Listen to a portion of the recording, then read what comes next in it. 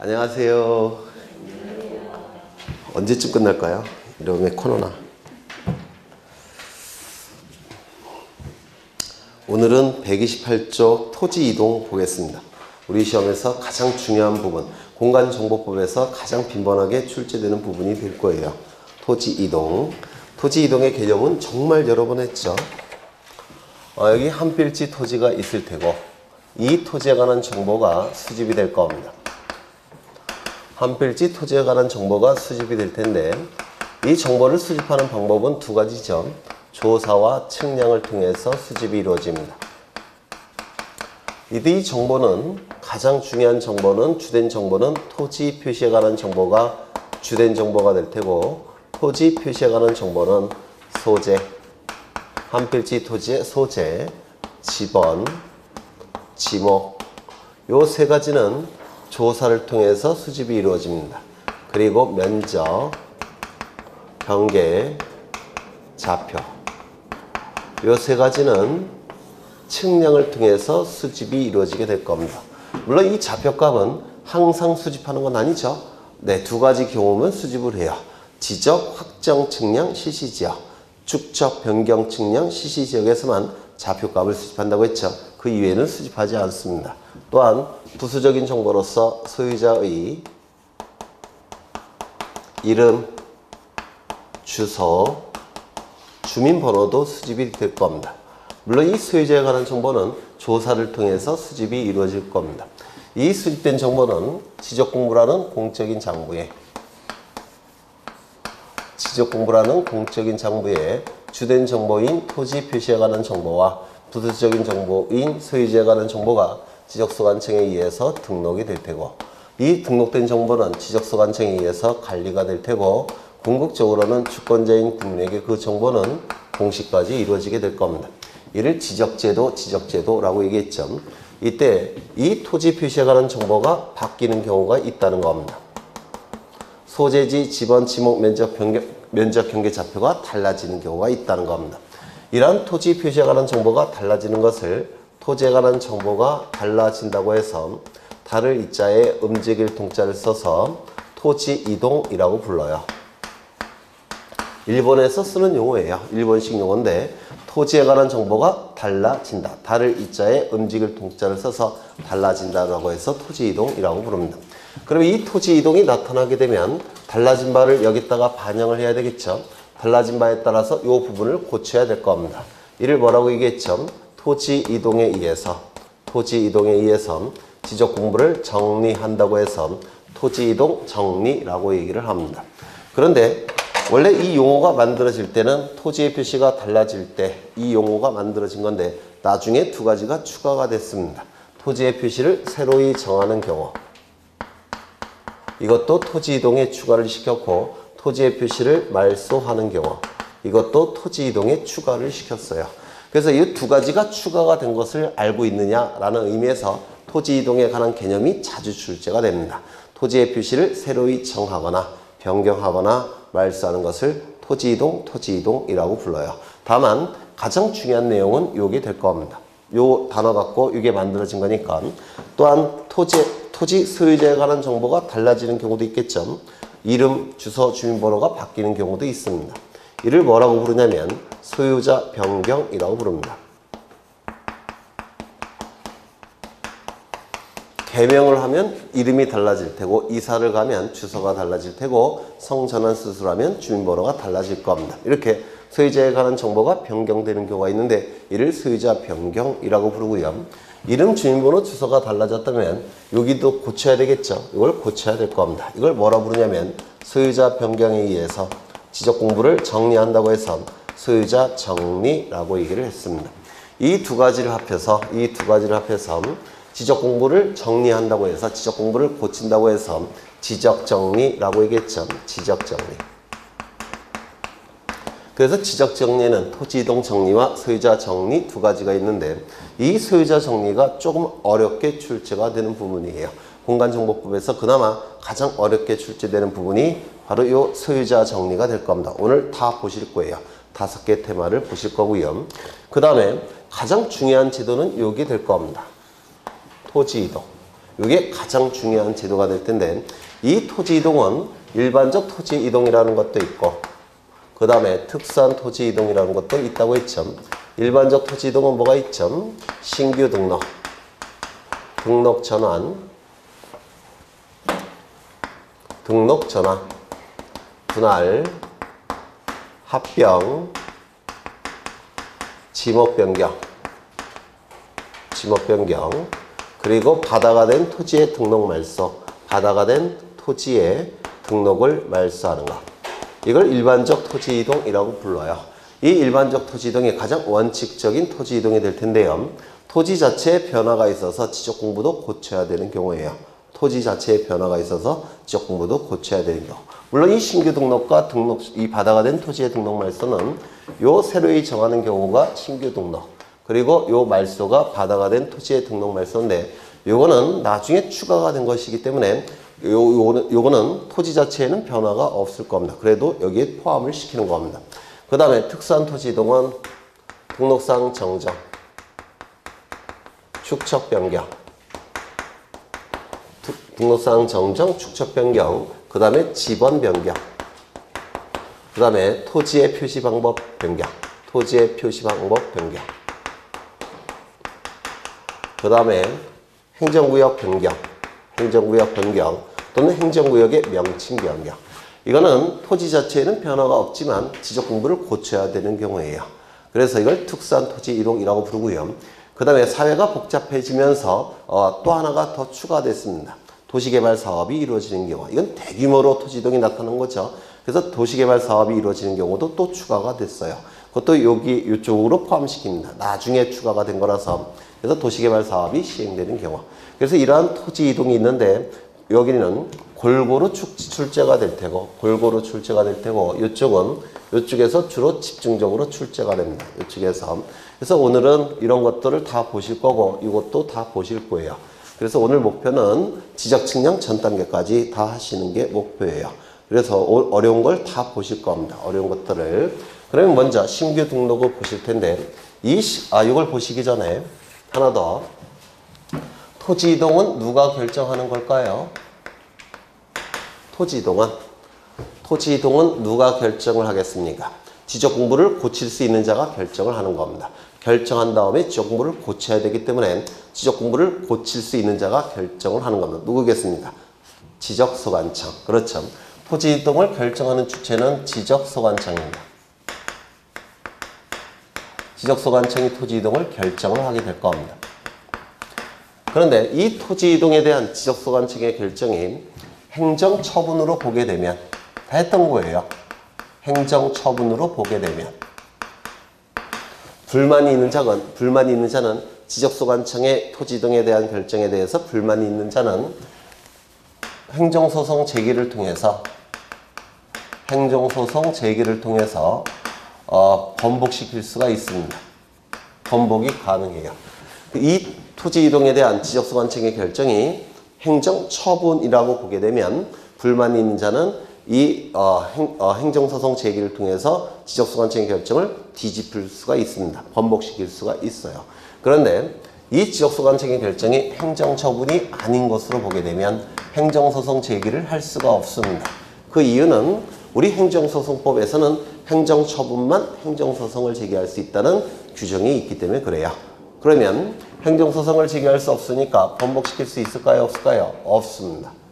행정소송법에서는 행정처분만 행정소송을 제기할 수 있다는 규정이 있기 때문에 그래요. 그렇다면 번복시킬 수 있는 경우고 이쪽은 번복시킬 수 없는 경우인데 요 입장이 헌법재판소의 입장이었고 요 입장이 대법원의 입장이었습니다. 요게. 그래서 이게 대법원과 헌법재판소가 정면으로 충돌을 일으킨 사안인데요. 구체적으로 어떠한 사안에 대해서 충돌을 일으켰느냐면 토지 소유자가 지목 변경을 신청을 했습니다. 토지 소유자가 밭으로 사용되는 토지인데 이거를 대지로 바꿔달라고 지목 변경을 지적소관청, 군청에게 신청을 했다는 겁니다. 그런데 군청에서 이걸 거부를 해버렸습니다. 거부. 그래서 지목 변경 신청에 대한 거부 처분에 대해서 지목 변경 신청에 대한 거부 처분에 대해서 헌법재판소와 대법원이 충돌을 일으켰는데 대법원에서 헌법재판소의 그 결정을 무시를 해버렸어요. 처음에 대법원에서 무시를 했더니 헌법재판소가 대법원 판결을 취소를 해버렸습니다. 헌법 위반이라고 해서. 그래서 대법원 판결이 취소된 전무후무한 사건이에요. 요게. 그래서 이게 대단히 중요합니다. 좀 기억해 두셔야 돼요. 그래서 대법원 판결을 취소를 해버리니까 대법원이 계속 무시를 해버리면 어떻게 되겠죠? 계속 취소가 되겠죠? 네. 그래서 헌법재판소가 이겼습니다. 여기서. 그래서 이게 출제가 될 수 있으니까 좀 기억해 두셔야 합니다. 토지 이동에 대한 지적소관청의 결정은 행정처분이고 따라서 행정소송을 제기할 수 있어서 불만인 자는 번복시킬 수 있다는 거. 구체적인 사안은 이 사안에서 나왔다는 겁니다. 이것도 기억해 두셔야 돼요. 다 출제가 됐던 지문들입니다. 요게 이때 이 지적소관청이 결정할 때 무대포로 결정할 수 있냐? 그건 아니고 원칙은 신청이 있어야지만 지적소관청이 결정할 수가 있습니다. 원칙은 신청. 누군가의 신청이 있어야지만 지적소관청은 결정할 수가 있다는 겁니다. 토지 이동을 해달라고 신청해야지만 지적소관청은 결정할 수가 있다는 겁니다. 다만 예외적으로 일정한 기간 동안에 신청하지 아니할 때는 지적소관청은 직권으로 결정할 수도 있습니다. 이건 어디까지나 원칙이 예외예요. 예외적으로 직권으로 결정할 수도 있다는 겁니다. 이 소유자 신청도 세 가지로 나눠지는데요. 먼저 이 신청 중에서도 가장 원칙은 소유자가 신청함이 원칙입니다. 왜냐하면 우리나라는 자본주의 사회이기 때문에 그래요. 자본주의 사회의 가장 큰 특징은 뭐냐면 개인의 소유권을 인정하겠다는 겁니다. 그게 자본주의의 헌법적인 개념이에요. 그럼 개인의 소유권을 인정하니까 소유자를 보호해야 되겠죠. 따라서 소유자에게 결정할 수 있는 권한을 인정해 주는 겁니다. 그래서 소유자가 신청할 때 지적소관청이 결정함이 원칙입니다. 그런데 예외가 있다는 겁니다. 예외가 두 가지가 있는데 소유자가 아닌 제3자가 소유자를 대신하는 지위에서 신청하는 경우가 있습니다. 이 대위 신청은 제3자가 소유자를 대신하는 지위에서 신청한다는 뜻인데 이거는 결국은 소유자도 신청할 수 있지만 제3자도 신청할 수 있다는 뜻이에요. 소유자가 신청권이 없을 때는 당연히 제3자도 신청할 수 없겠죠. 그래서 이 대위 신청은 소유자의 신청권을 인정한다는 전제에서 제3자가 소유자를 대신하는 지위에서 신청하는 경우를 얘기합니다. 그러면 여기 시험에 아주 잘 나오는데요. 여기 네 가지가 있는데 이 네 가지를 반드시 암기하셔야 됩니다. 네 가지를 무조건 출제된다 이렇게 생각을 하셔야 돼요. 먼저 제3자의 대위 신청 첫 번째는 공공사업이 이루어지는 경우. 이 공공사업이라는 것은 공익성이 강한 사업이겠죠. 공익성이 강한 사업이기 때문에 소유자에게만 토지 이동을 신청할 수 있는 권한을 인정하게 되면 소유자가 신청하지 아니할 때 공공사업이 진행이 될까요? 안 될까요? 안 됩니다. 그래서 공공사업을 원활하게 추진시키기 위해서 진행하도록 하기 위해서 소유자도 신청할 수 있지만 소유자가 신청하지 아니할 때 제3자도 신청할 수가 있다는 겁니다. 그럼 그 제3자는 누굴까요? 공공사업을 하는 자겠죠. 사업 시행자가 될 겁니다. 공공사업 시행자가 소유자를 대신하는 지위에서 토지 이동을 신청할 수가 있다는 겁니다. 조심하셔야 될 것은 공공사업이라는 단어만 나오면 반드시 외워달라는 지목이 있었죠. 뭐가 있었을까요? 공공사업이라는 단어만 나오면 무조건 뒤따라 나오는 지목이 있다라고 했는데 혹시 기억하실까요? 8가지. 철, 제, 전, 부, 유, 수, 하, 도. 그렇죠. 8가지. 철제, 전구, 유수, 합도. 그래서 여기다가 공공사업이란 단어가 나오는데 뒤에 뭐 묘지 같은 게 하나 들어가서 틀린 지문으로 만듭니다. 이런 것들은 골라내기가 쉽지 않아요. 그래서 공공사업이라는 단어만 나오면 옆에다가 두 문자 8개를 써놓고 부호예요. 지목의 부호. 하나씩 찾아내셔야 됩니다. 이런 거 틀릴 가능성이 높으니까 꼭 외워두셔야 돼요. 철은 뭘까요? 철도용지, 제는 제방, 천은 하천, 부는 부거, 유는 유지, 수는 수도용지, 학은 학교용지, 도는 도로가 될 겁니다. 공공사업이라는 단어가 우리 공간정보법에서 나오면 무조건 8개의 지목이 나오게 됩니다. 그 다음에 두 번째. 국가나 또는 지방자치단체가 토지를 취득하는 경우. 국가나 지방자치단체가 토지를 취득하는 경우도 문제가 되는데 왜 문제가 되느냐면 국가나 지방자치단체는 우리 헌법이론상 법인입니다. 법인. 국가 법인, 지방자치단체 법인이에요. 사람은 크게 둘이 있죠. 자연적으로 사람이 된 자, 자연인가. 법이 인정한 사람, 법인 두 가지가 있는데 국가나 지방자치단체는 법인이에요. 법이 인정한 사람입니다. 헌법 이론에서.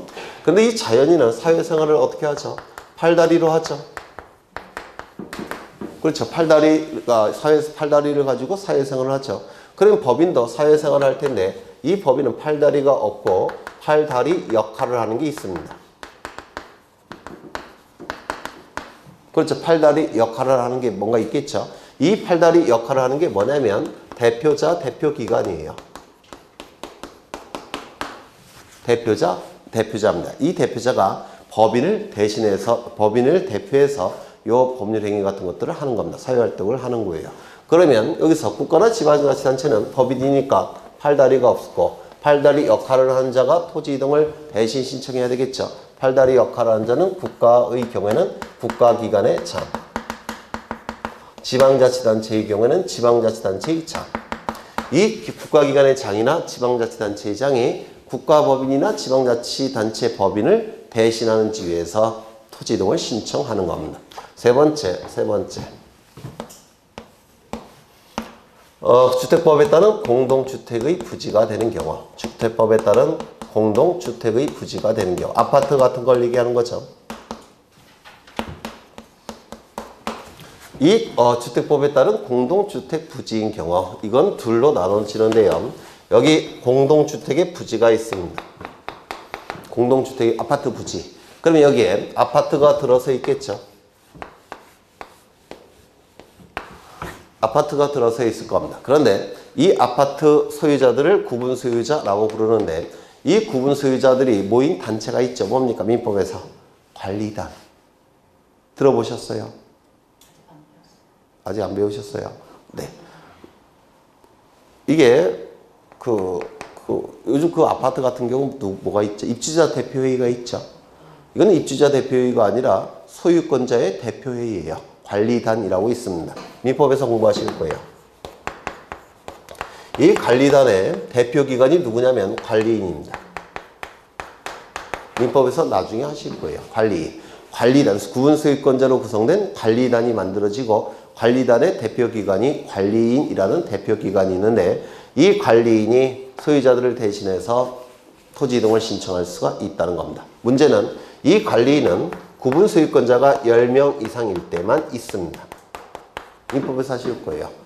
관리인은 관리단의 구성원이 10명 이상일 때만 관리인이 존재합니다. 10명 미만일 때는 관리인이 없습니다. 그때는 관리인이 없으니까 별도의 대표자가 선임이 돼야 됩니다.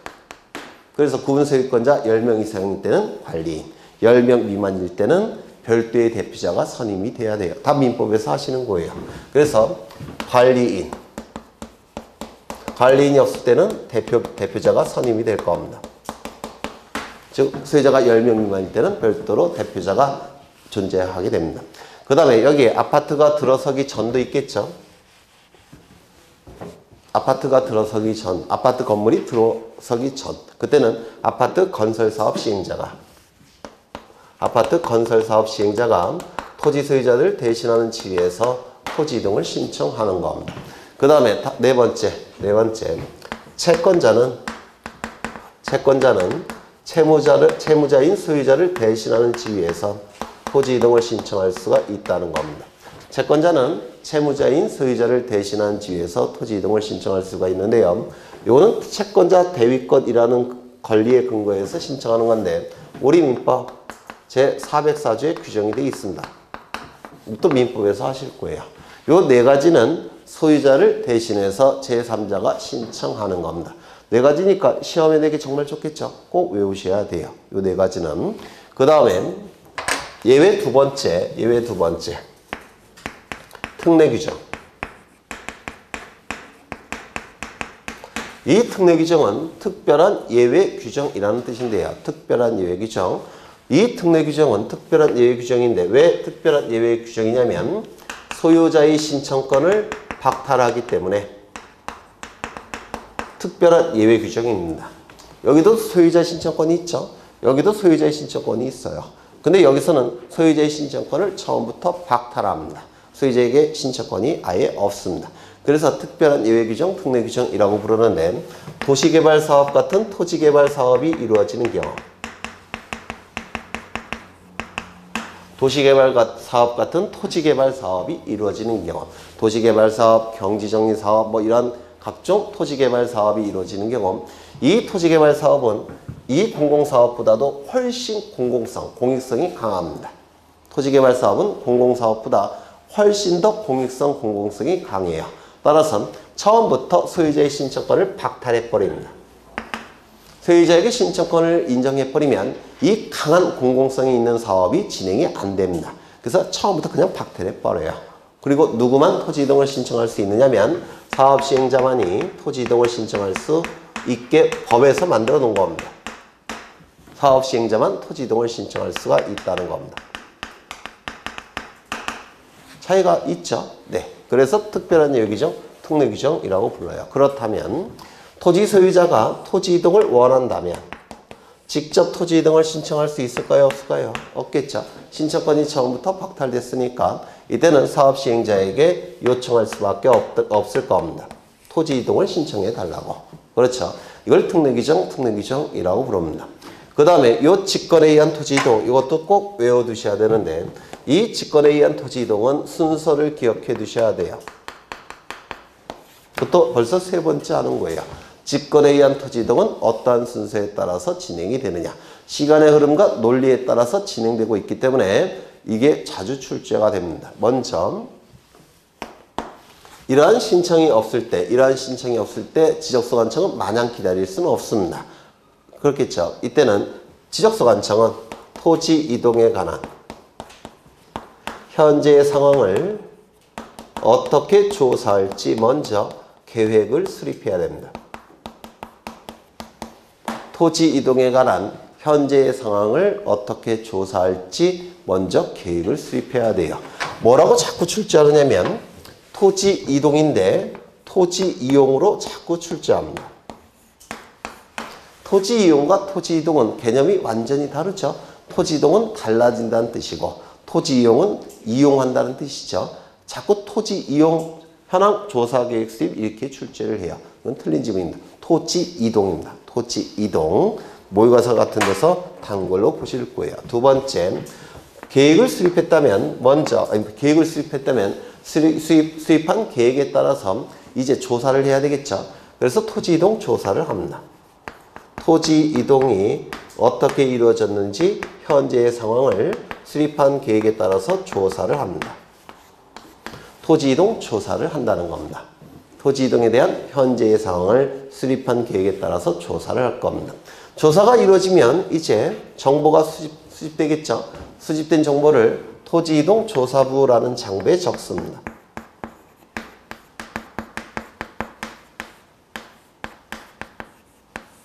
적어요. 법조문에 그렇게 되어 있습니다. 토지 이동 조사부에 적어야 한다. 이렇게 되어 있습니다. 그러면 이제 장부에는 수집된 정보가 수록되어 있겠죠. 토지 이동 조사부라는 장부에는 수집된 정보가 수록되어 있을 텐데 그 수집된 정보를 담고 있는 조사부를 가지고 청사로 돌아옵니다. 청사로 돌아와서 중요한 정보 추려내고 계산할 거 계산해서 한 장의 서류를 만들어요. 그 서류의 이름이 뭐냐면 토지 이동 조서라는 서류입니다. 이 조서라는 단어는 국가기관이 만든 서류라는 뜻이에요. 법률 용어예요. 국가기관이 만든 서류를 조서 이렇게 부릅니다. 그래서 토지 이동 조서를 작성합니다. 토지 이동 조사부에 적힌 정보 중에서 중요한 정보 추려내고 계산할 것 계산해서 한 장의 서류를 만드는데 이를 토지 이동 조서라고 부릅니다. 그럼 토지 이동 조서가 작성이 됐으면 작성된 이 조서를 토지 이동 정리 결의서에 첨부합니다.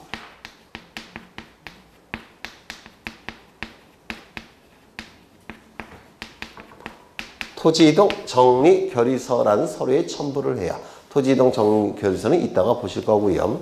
그 다음에 이제 조서가 작성이 됐고 토지이동 정리결의서도 작성이 됐으니까 거의 다 절차가 끝난 거예요. 이제 마지막으로 지적공부를 정리합니다. 물론 이 지적공부 정리는 직권으로 정리하는 게 될 겁니다. 지적공부를 직권으로 정리를 하게 돼요. 그래서 시간의 흐름에 따라서 진행이 되고 있기 때문에 이 순서를 자꾸 출제합니다. 모의고사 같은 데서는 2번 이상 나올 거예요. 요거 먼저 계획을 수립하고 수립한 계획에 따라서 현장에 가서 조사를 할 테고 조사가 이루어지면 조사부에 적을 테고 조사부를 가지고 청사로 돌아와서 중요한 정보 추려내고 계산할 거 계산해서 조서를 작성할 테고 조서가 작성이 되면 토지이동 정리 결의서에 첨부해 놓고 지적공부를 정리하게 됩니다. 이 순서도 꼭 기억해 두셔야 돼요. 그래서 여기 나와 있는 건 다 출제가 됐던 지문이에요. 3번 이상 다 나왔던 겁니다. 다 기억해 두셔야 됩니다. 그러면 이제 각종 토지이동 중에서 신규 등록을 먼저 보실 텐데 신규 등록을 보시기 전에 먼저 책을 좀 확인하겠습니다. 128쪽을 보시면 토지이동의 정의 나와 있는데 토지의 표시를 새로이 정하거나 변경하거나 말소하는 것을 토지이동이라고 얘기했죠. 이 토지이동은 토지의 표시와 관련된 것만 토지이동이에요. 이것과 관련된 것만 토지이동입니다. 소재, 지번, 지목, 면적, 경계, 좌표와 관련된 것만 토지이동이에요. 그렇다면 셋째 줄 보시면 토지 표시와 관련이 없는 소유자 변동, 소유자의 주소 변경. 소유자 변동이나 소유자의 주소 변동은 뭐죠? 이건 주소 변경은 네, 토지이동이 아니라 소유자 변경이겠죠. 소유자 변경이 될 겁니다. 또한 개별 공시지가 변동 이런 것들도 토지이동이 될 수가 없어요. 개별 혹시 이거 기억나십니까? 지난주에 한 것 중에서 토지대장, 임야대장에 등록되는 특수한 정보들 뭐가 있죠? 토지이동 사유, 등급, 개별 공시지가 기억나셔요? 이런 것들도 대장에 등록되는 사항의 변경에 불과하지 토지이동이라고 얘기하지 않습니다. 토지이동은 소재, 지번, 지목, 면적, 경계, 좌표와 관련된 것만 토지이동이 돼요. 그 다음에 종류가 나와 있는데 토지이동에 해당되는 경우 다 거기 나와 있죠. 그 다음에 토지이동에 해당하지 않는 것들 다 설명이 됐습니다. 토지이동에 해당하는 것 중에서 측량을 실시하는 경우와 측량을 실시하지 않는 경우. 이건 간단하죠. 측량을 실시하는 경우는 어느 경우일까요? 이것과 관련된 것은 측량을 실시할 테고 이것과 관련이 없는 이것과만 관련된 것은 측량을 하지 않고 조사를 하겠죠. 그래서 거기 측량을 실시하는 경우는 전부 다 면적, 경계, 좌표가 달라지는 경우라든지 면적, 경계, 좌표를 수집하는 경우예요. 그렇죠. 그럼 이것도 측량을 실시하는 경우를 외우실 필요 없이 측량을 실시하지 않는 경우 이걸 보시면 되겠죠. 합병, 2필지 이상의 토지를 합쳐서 지적공부에 등록하는 거죠. 그러면 합병은 경계, 가운데 경계 지워주기만 하면 되죠. 측량이 필요 없습니다. 그 다음에 면적, 덧셈만 하면 되죠. 측량을 할 필요가 없어요. 그렇죠. 좌표 값도 지워주기만 하면 되죠. 측량할 필요가 없습니다. 그래서 이 합병 같은 경우는 면적 경계 좌표와 관련이 없어요. 따라서 측량이 필요 없고요. 또한 지목 변경 이거 어떻습니까? 면적 경계 좌표와 관련이 없는 거죠. 이런 거는 측량과 관련이 없을 겁니다. 그 다음에 이제 신규 등록부터 하나씩 보셔야 되는데 신규 등록은 한 번도 지적공부에 등록된 적이 없는 토지를 지적공부에 맨 처음에 등록하는 것을 신규 등록이라고 얘기하겠죠. 바다를 메꿔서 토지를 만든 경우 또는 무인도를 처음으로 발견하는 경우 이 두 가지 경우는 지적공부에 등록된 적이 있을까요? 없을까요? 없겠죠. 따라서 지적공부에 맨 처음에 등록하는 거 얘를 신규 등록이라고 부를 텐데요. 이건 다 했던 것들이에요. 네, 너무 여러 번 했으니까. 거기 3번을 보시면 신청인이 나와 있는데 신규 등록은 사유가 발생한 날로부터 며칠 이내에 신규 등록을 신청할까요? 60일 이내에. 소유자가 신청함이 원칙입니다. 이게 원칙이라고 했죠. 소유자가 60일 이내에 신청함이 원칙이더라는 겁니다. 그 다음에 거기 동글뱅이 2번을 보시면 시험에 나올 가능성은 별로 없어 보이지만 좀 기억하시죠. 토지이동 신청 의무를 60일 이내에 해야 되겠죠. 60일 이내에 토지이동을 신청해야 되는데 60일 이내에 신청하지 아니할 때 옛날에는 과태료를 부과했어요. 60일 이내에 신청하지 않으면 과태료를 부과하고 직권으로 등록을 했는데요. 신규 등록을 했는데 그 가태료 규정이 삭제가 됐습니다. 그래서 이제는 60일 이내에 신청하지 않는다고 하더라도 가태료는 부과하지 않아요. 직권으로 등록할 수가 있기 때문에 위법성의 정도가 낮다라고 평가한 겁니다. 그래서 가태료는 부과하지 않아요. 그런데 거짓으로 신청하는 경우는 예의가 달라지죠. 거짓, 동그라미 치시고요. 거짓으로 신청한다면 지적공부에 거짓된 정보가 등록되겠죠. 이거는 공시관계를 혼란시킵니다. 따라서 이때는 가태료 문제가 아니라 형사처벌을 하게 돼요. 그래서 60일 내에 신청하지 아니할 때는 그때는 가태료도 부과하지 않고 형사처벌도 하지 않지만 거짓으로 신청한다면 공시기능을 혼란을 시키기 때문에 이때만큼은 형사처벌하겠다는 겁니다. 1년 이하의 징역, 1천만 원 이하의 벌금에 처하게 돼요. 거짓이라는 문구가 있어야 됩니다. 그 다음에 이 신규 등록에서 가장 중요한 것은 거기 소유권에 관한 증명서예요. 왜냐하면 신규 등록을 신청하게 되면 지적공부에는 신규 등록을 신청하는 자를 소유자로 등록하겠죠. 그러면 지적소관청은 소유권을 증명하는 서류가 필요할 겁니다. 그래서 그거를 먼저 확인한 다음에 소유자로 등록하게 될 거예요. 그래서 이 소유권에 관한 증명서가 신규 등록에서 가장 중요한 출제 지문이 될 겁니다. 이거 꼭 외워두셔야 돼요. 먼저 첫 번째, 법원의 확정 판결. 법원의 판결이 있다면 그 자를 소유자로 인정한 거죠. 소유권을 증명할 수 있는 자료가 될 테고요. 두 번째, 준공검사 확인증 사본.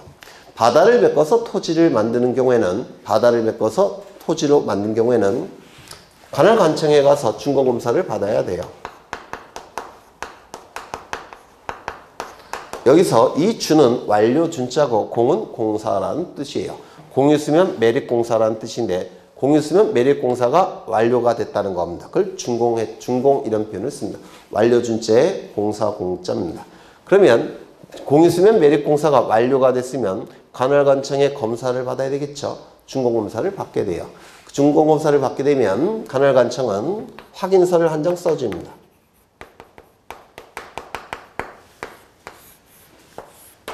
확인서를 한 장 써주는데요. 이 확인서 안에는 누가 매립했는지 여기 있을까요? 없을까요?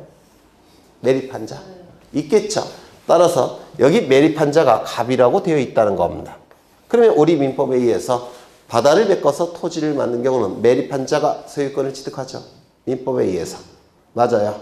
따라서 이 준공검사 확인증은 이 안에 매립한 자가 기록되어 있고 그 매립한 자는 요 관할관청에 의해서 소유권자로 증명이 되기 때문에 이거 신규 등록을 신청할 수가 있다는 겁니다. 소유권을 증명할 수 있다는 거고요.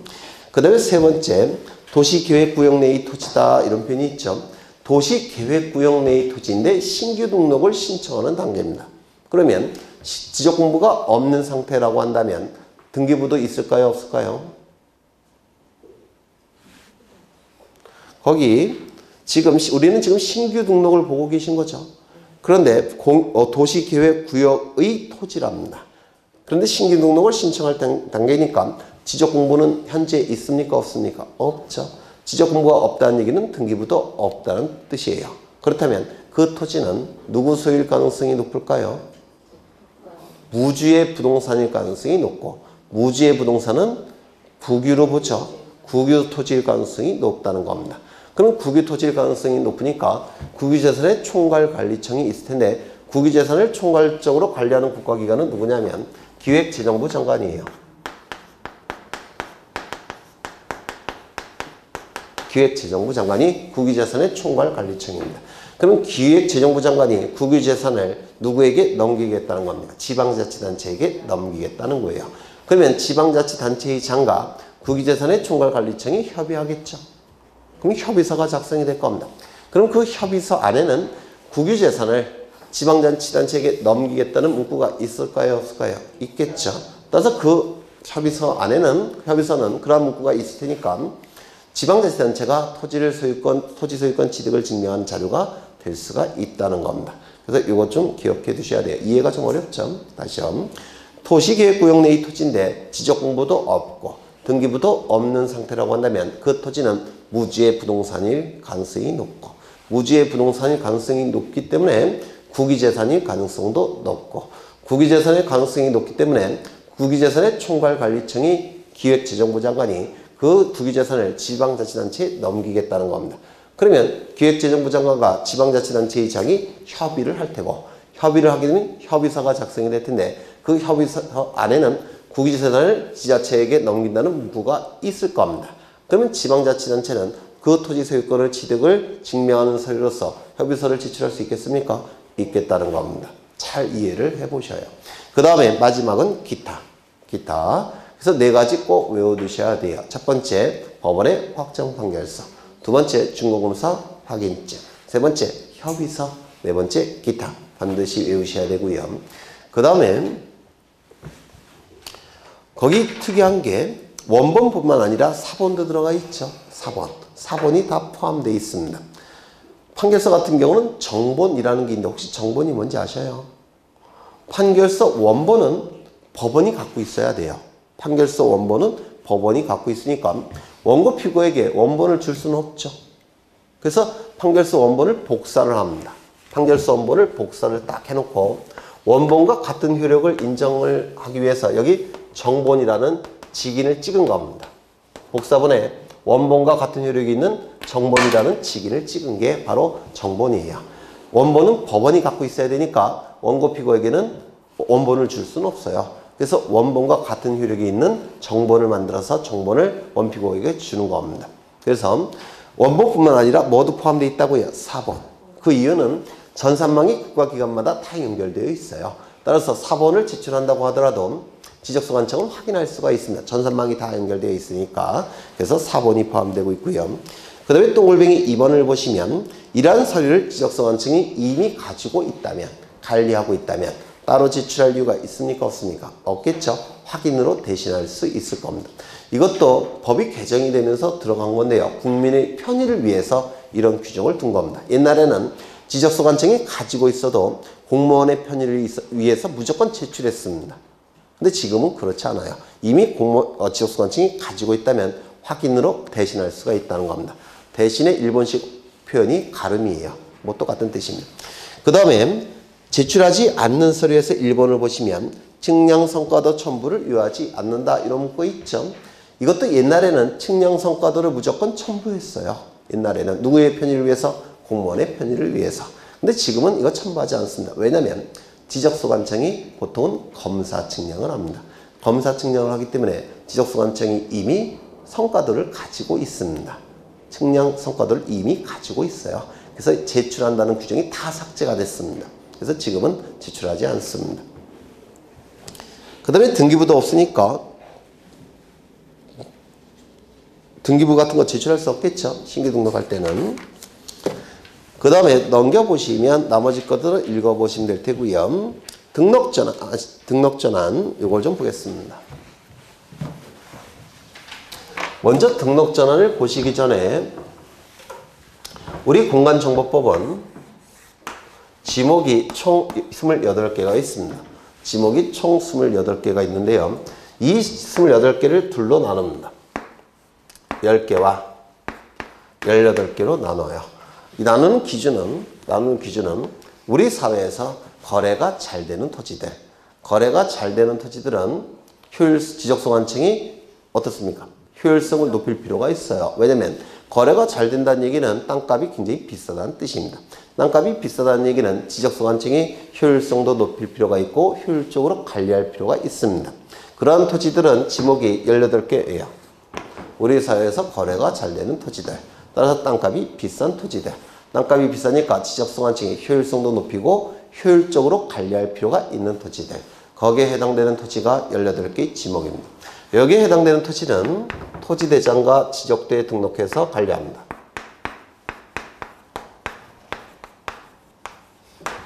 그 다음에 우리 사회에서 거래가 잘 안 되는 토지들이 있어요. 거래가 잘 안 되기 때문에 땅값은 비교적 저렴합니다. 땅값이 비교적 저렴하기 때문에 지적소관청이 효율성을 높일 필요성도 떨어지고 효율적으로 관리할 필요성도 별로 없습니다. 여기에 해당되는 토지의 지목은 이쪽입니다. 10개. 여기에 해당되는 지목들은 원칙적으로 임야대장과 임야대에 등록해서 관리합니다. 물론 이 구별은 지금 만들어진 게 아니라 일제시대 때 만들어진 거예요. 그래서 지금과는 약간 차이가 날 수는 있습니다. 일제시대 때 만들어진 구분이니까. 그러면 여기에 해당되는 걸 외우시는 게 좋을 텐데 여기보다는 이게 더 양이 적죠.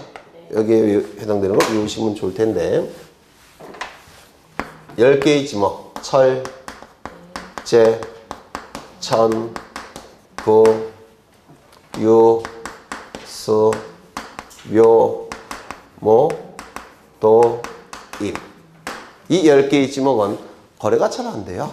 땅값이 비교적 저렴하고 효율성을 높일 필요성도 떨어지고 효율적 관리의 필요성도 떨어집니다. 철제, 천구, 유수, 묘목, 도임인데요. 철도용지, 제방, 하천, 국어. 요즘은 하천이 좀 비싸지 않을까요?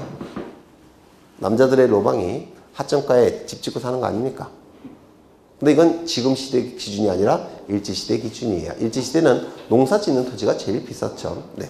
하천, 국어, 유지, 수도용지, 묘지, 목장용지, 도로, 임야. 이거는 임야대장, 임야도에 등록되는 토지입니다. 원칙적으로. 나머지 것들은 토지대장 지적도에 등록되는 토지이더라는 겁니다. 이걸 먼저 외워두시는 게 좋을 것 같고요. 그렇다면 여기 한 필지 토지가 존재하는데 이 토지의 지목은 여기에 해당되는 거더라는 겁니다. 용도가. 그러면 어디에 등록되어 있을까요? 정보가 수집이 돼서 이 10개 중에서 하나의 지목이라고 한다면 처음에 어디에 등록되어 있느냐면 임야대장과 임야도에 등록돼서 공시가 될 겁니다. 이렇게 등록되어 있을 거예요.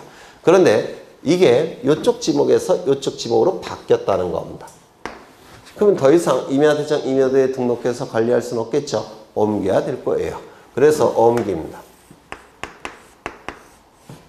어느 쪽에 옮기느냐면 토지대장과 지적도에 옮깁니다. 이를 등록이 전환됐다 이렇게 얘기를 하더라는 겁니다. 임야대장, 임야도에 등록된 토지를 토지대장, 지적도에 옮겨서 등록하는가. 이를 등록이 전환됐다 이렇게 얘기를 하더라는 겁니다. 그럼 이런 등록 전환 제도는 왜 만들어졌냐면 두 가지 이유 때문에 만들어졌어요. 첫 번째, 토지의 효율성을 높이기 위해서. 또한 토지의 효율적 관리를 위해서.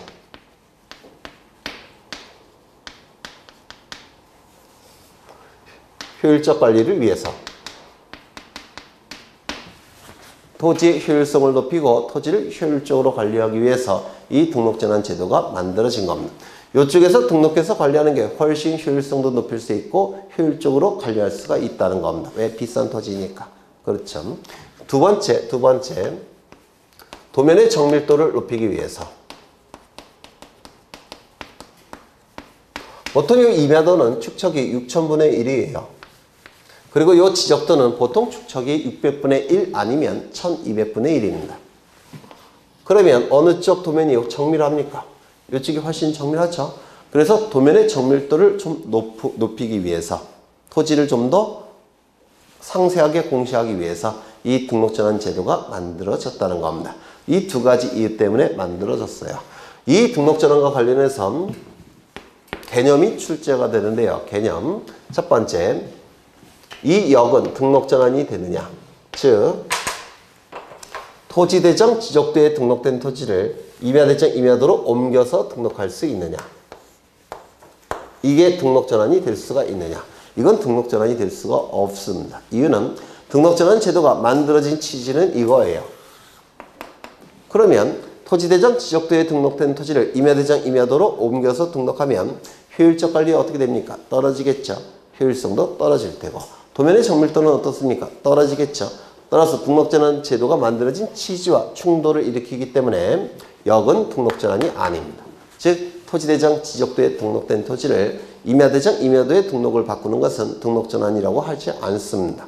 이쪽에서 이쪽으로 바꾸는 것만 등록전환이에요. 두 번째, 이 등록전환 제도는 지목 변경을 수반합니다.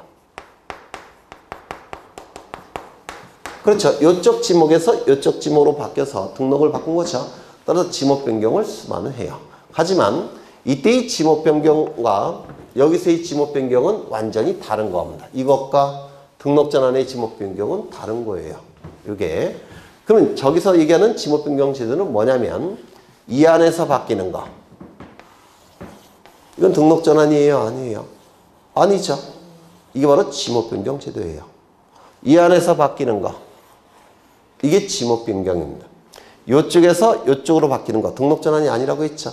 이게 바로 지목변경입니다. 그래서 경우의 수가 4가지가 있는데 요 안에서 바뀌는 거, 요 안에서 바뀌는 거, 여기서 이쪽으로 바뀌는 것은 지목변경. 이쪽에서 이쪽으로 바뀌는 거는 등록전환. 이렇게 되는 겁니다. 그래서 이 지목변경을 수반하는데 지목변경을 수반하지 않는 등록전환이 3가지가 있습니다. 요거를 지금 보실 거예요. 원칙은 지목변경을 지목의 변화가 수반되지만 지목 변화가 수반되지 않는 등록전환이 3가지가 있는데 요 3가지가 좀 어렵고 시험에 잘 나옵니다. 좀 기억해 두셔야 돼요.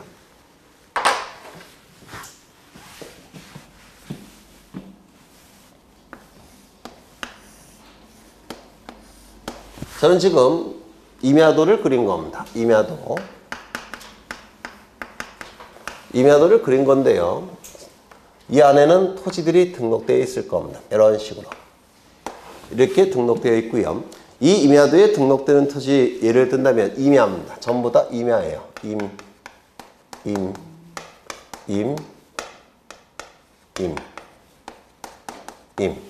어디에 등록되어 있을까요? 임야대장과 임야도에 등록되어 있겠죠. 임야니까. 그렇죠. 임야. 어디 갔나? 여기. 임야대장과 임야도에 등록되어 있을 겁니다. 그런데 여기다가 아파트를 짓더라는 겁니다. 아파트를 짓기 시작했습니다. 아파트를. 그럼 아파트가 지어진 토지는 지목이 뭘까요? 네? 대지가 되겠죠. 그럼 대지는 이 10개 안에 있습니까? 없습니까? 없죠. 가장 비싼 토지니까 이건 토지대장과 지적도에 등록을 해야 돼요. 그럼 옮겨야 될 겁니다. 어느 쪽으로? 토지대장, 지적도로 옮겨야 될 겁니다. 즉 지적도로 옮겨야 될 겁니다. 그리고 뭐로 고쳐야 될까요? 대 이렇게 고쳐야 될 겁니다. 그렇겠죠? 그런데 문제는 요 한 필지 토지는 아파트가 지어지지 않았어요. 토지의 변화가 없더라는 겁니다. 요 한 필지는. 그렇다면 이때 요 아파트가 지어진 토지는 더 이상 임야대장에 등록할 수 없는 토지니까 여기는 빈칸으로 되어 있어야 되겠죠. 이렇게 빈칸으로 되어 있을 겁니다. 그렇다면 요 한 필지 토지 때문에 임야도도 존치시켜야 되고 임야대장도 존치시켜야 되더라는 겁니다. 요 한 필지 때문에.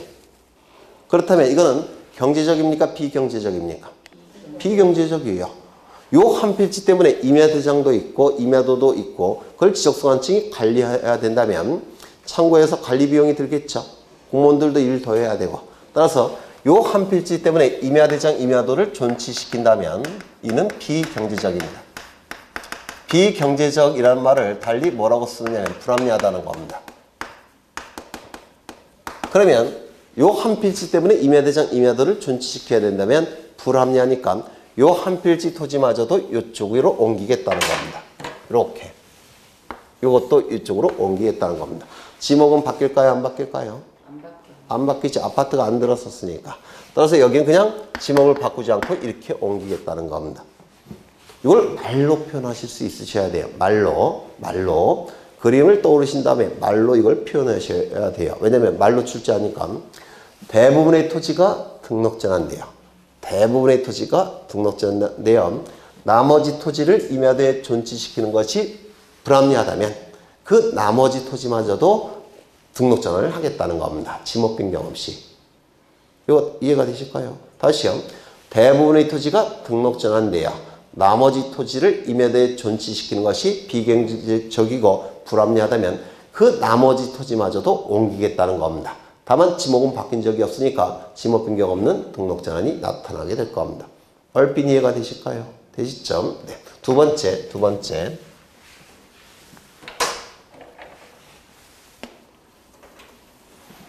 칠판이 작아서 이거는 임야도입니다. 임야도를 그린 거고요. 임야도에는 많은 토지들이 이렇게 등록되어 있을 겁니다. 그리고 지목은 임야예요. 다 임으로 등록되어 있을 겁니다. 그런데 토지 소유자들이 나무들이 빽빽히 들어서 있는 임야인데요. 여기다가 개간을 합니다. 그래서 버섯도 심고, 그 다음에 고추나무도 심고, 배추도 심고 해서 개간을 합니다. 이렇게. 그러면 이제 이건 밭농사 용도의 토지가 돼버렸죠. 고추 심고, 뭐 배추도 심고, 버섯도 재배하고, 인삼도 재배하고, 나무 다 베어내고. 그러면 더 이상 뭡니까? 임야가 아니라 전으로 바뀌는 거죠. 그런데 전은 이 안에 있습니까? 없습니까? 없죠. 따라서 전으로 바뀌었으니까 옮겨야 될 겁니다. 어디로 옮길까요? 지적도로 옮겨야 될 겁니다. 그리고 여기는 다 지워야 될 거예요. 여기까지 되셨나요? 되셨죠? 그러면 문제는 뭐냐면 사실상 형질이 바뀌었기 때문에 등록전을 해버렸어요. 왜? 임야에서 밭농사 용도의 토지로 바뀌었으니까 사실상 형질은 바뀌었죠. 따라서 등록전을 했습니다. 문제는 이 지역이 그린벨트 지역입니다. 그린벨트 지역이기 때문에 관련 법령에 의해서 지목 변경을 금지하더라는 겁니다. 그러면 관련 법령에 의해서 지목 변경을 금지하고 있기 때문에 지적소관청이 지목을 바꿀 수 있을까요? 없을까요? 없겠죠. 따라서 이때는 어쩔 수 없이 지적소관청은 여기다가 임으로 등록을 하는 겁니다. 임 이런 식으로. 그래서 이 등록전환은 실질 갖고 등록전환 여부를 결정하는 겁니다. 형식이 아니라. 따라서 사실상 형질 변경이 이루어졌기 때문에 실질 갖고 판단한다면 전의 역할을 하죠. 따라서 사실상 형질 변경이 이루어졌기 때문에 등록전을 했습니다. 그런데 관련 법령에 의해서 지목 변경을 금지하고 있다면 어쩔 수 없이 지목 변경 없는 등록전환을 할 수밖에 없다는 겁니다. 이거 얼핏 이해가 되셔요? 다시요. 사실상 형질 변경이 이루어져서 등록전환했지만 관련 법령에 의해서 지목 변경을 금지하고 있다면 어쩔 수 없이 지목 변경 없는 등록전환을 할 수밖에 없더라는 겁니다. 얼핏 이해가 되셔야 되는데 되시죠? 세 번째.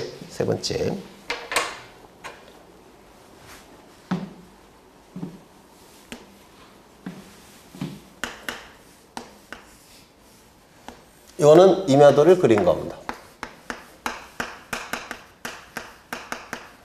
임야도를 그린 건데요. 여기 선이 하나 이렇게 그어졌어요. 이 선의 이름은 도시군 관리계획선입니다. 도시군 관리계획선. 그래서 도시군 관리계획선에 따라서 여기를 분할을 해버렸습니다. 그러면 이쪽 안의 지역은 도시군 관리지역이 되겠죠. 맞아요. 도시군 관리계획선 안에 들어오는 이쪽은 관리지역이 되는 거 아닙니까? 그래서 지적소관청이 관리해야 되는 지역이에요. 지적소관청이 효율적으로 관리하는 지역입니다. 따라서 이쪽 안에 들어온 토지는 전부 다 어느 쪽으로 옮겨야 되겠습니까? 토지대장 지적도로 옮겨야 될 겁니다. 왜? 관리해야 되는 지역이니까. 맞아요. 따라서 이쪽에 들어오는 건 전부 다 어느 쪽으로 옮겨야 된다고요? 이쪽은 토지대장 지적도로 옮겨서 등록을 해야 된다는 겁니다. 지목을 바꾸지 않아도. 왜? 관리해야 되는 지역이니까. 되셨나요? 네. 도시군 관리계획선에 따라서 토지를 분할하는 경우 이때도 무조건 그냥 등록전을 해버립니다. 지목이 바뀌건 안 바뀌건 관계없이. 다시 정리하죠. 첫 번째, 그림을 보고 말로 표현하실 수 있으셔야 돼요. 첫 번째, 그림을 보셔요. 첫 번째, 대부분의 토지가 등록전환인데요. 나머지 토지를 임야도에 존치시키는 것이 불합리하다면 나머지 토지마저도 지목 변경 없이 등록전환을 해버립니다. 두 번째, 사실상 형질 변경이 이루어져서 등록전환했지만 관련 법령에 의해서 지목 변경을 금지하고 있다면 어쩔 수 없이 지목 변경 없는 등록전환을 할 수밖에 없습니다. 세 번째, 도시군 관리계획선에 따라서 토지를 분할하는 경우에는 관리지역이 되기 때문에 이때는 무조건 토지대장 지적도에 옮겨야 됩니다. 지목이 바뀌었건 안 바뀌었건 관계없이. 얼핏 되셨어요? 네. 그래서 이게 출제는 그림으로 출제되는 게 아니라 말로 출제가 되기 때문에 이 말을 외우는 게 굉장히 힘들어요. 이 문장을 외우는 게. 그래서 그림을 외우신 다음에 문장으로 전환시킬 수 있으시면 돼요. 그게 훨씬 기억에 오래 남습니다. 그 다음에 세 번째. 축척의 변화가 뒤따릅니다. 어디에는? 등록 전환의 경우에는. 여기 보시면 임야도에서 지적도로 바뀌기 때문에 축척이 달라지죠. 축척의 변화가 뒤따라요. 그렇다면 이 축척의 변화가 뒤따르니까 이 등록 전환을 축척 변경 제도와 같은 뜻으로 볼 수 있느냐? 즉, 요 축척 변경과 같은 의미인가? 요것과 그렇게 볼 수는 없습니다. 왜냐하면 이 축척 변경 제도는 의미가 뭐냐면 축척 변경 제도는 소축척의 지적도에서 대축척의 지적도로 바뀌는 게 축척 변경이에요. 소축척의 지적도에서 대축척의 지적도로 바뀌는 게 축척 변경인데 이 등록 전환에 있어서의 축척의 변화는 소축척의 임야도에서 대축척의 지적도로 바뀌고 있죠. 그러면 의미가 같습니까? 다릅니까? 달라요. 따라서 등록 전환의 축척의 변화와 축척 변경 제도는 의미가 완전히 다른 겁니다. 그렇다면 축척 변경에 관한 규정이 등록 전환에 적용이 될까요? 적용되지 않을까요? 적용되지 않습니다. 이것도 마찬가지예요. 지목 변경에 관한 규정은 등록 전환에 적용되지 않습니다. 지목 변경 제도와 등록 전환의 지목의 변화는 의미가 같다고 했죠. 이것도 의미가 다른 거예요. 그 다음에 네 번째. 이 축척 변경 제도는 옛날에는 직권에 의해서만 할 수 있었어요. 소유자에게 신청권을 인정하지 않았습니다. 근데 현재는 신청도 가능합니다.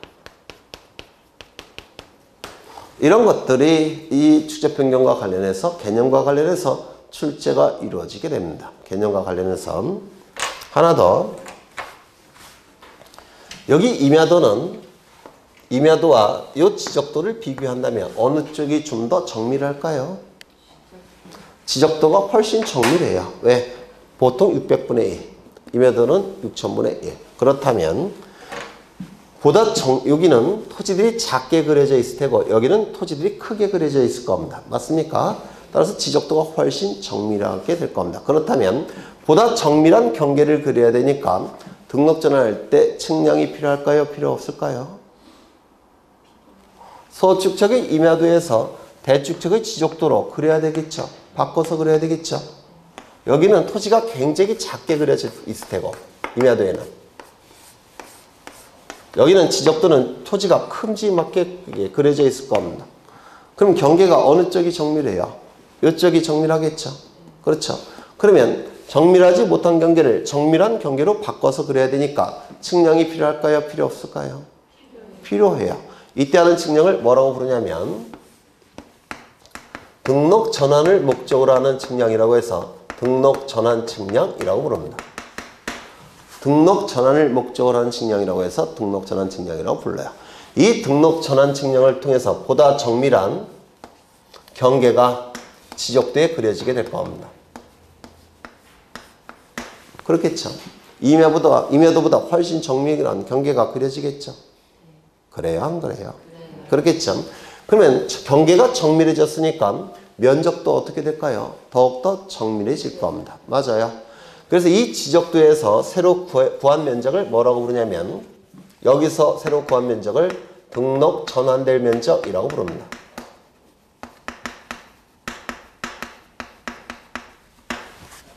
여기 경계는 임야대장에 등록된 면적은 임야도에서 측정한 면적이겠죠.